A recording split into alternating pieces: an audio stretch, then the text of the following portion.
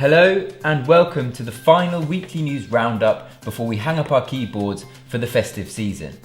There can be no better way to end 2019 than with two stories that encapsulate the biggest themes of this tumultuous year: Brexit and bad weather. Before you cry into your Christmas jumpers, however, we do bear good tidings. For in a meeting with expats in Javier last Wednesday, Her Majesty's ambassador assured expats that a no-deal Brexit was now a remote possibility. Hugh Elliott said that with a thumping 80-seat Conservative majority, it was almost set in stone that the UK will leave the EU on January the 31st, fulfilling Boris Johnson's pledge to get Brexit done. But what does this mean for British expats? Well, it means that free healthcare, the uprating of pensions, and rights to live and work will continue as now for as long as we remain in Spain.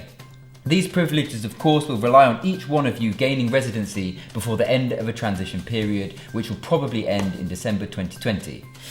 Now, the news comes as last week we reported on leading expat campaign groups in Spain, saying many among us were near suicidal over the Conservative landslide win. But now, a British-born councillor for San Fulgencio in the Costa Blanca, Darren Parmenter, has hit out at what he called misinformation peddled by said groups. Not once has any of these groups said that if the withdrawal agreement is passed, there is nothing to worry about, he told the Olive Press. He said he knew of many elderly couples who had already returned to the UK over fears that their current rights to free healthcare as per the S1 form would be dashed in any Brexit scenario. Genuinely, I can see many now returning to Spain, he added. It could be a Christmas miracle for expats after a nail-biting 3.5 years in which we grappled with the Brexit beast. Now, in other news, Storm Elsa has claimed 2 lives in Spain as 160 km/h winds are ripping across the Iberian Peninsula.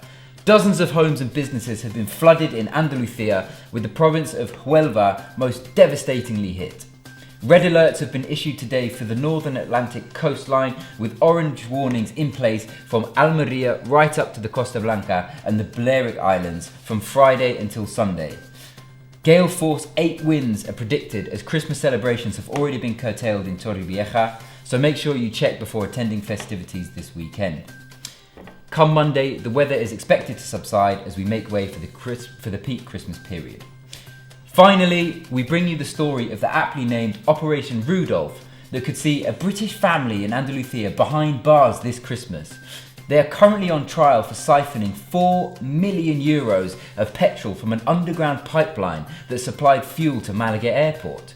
The company administering the pipeline called in police after severe pressure drops nearly cut off petrol supplies to the entire airport back in November 2011. Police nabbed the father with 1,000 litres of illegal fuel in a white van. The father and son operation could see both of them sent down for 30 years. Well, what a year 2019 has been.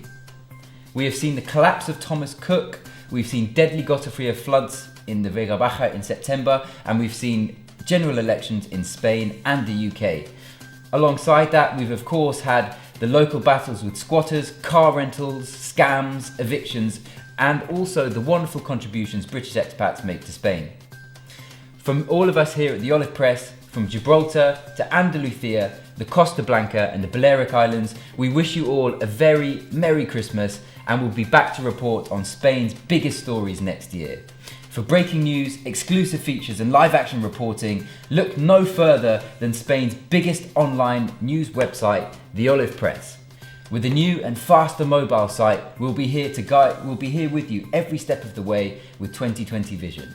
Have a great weekend and safe travels to all visiting family near and far.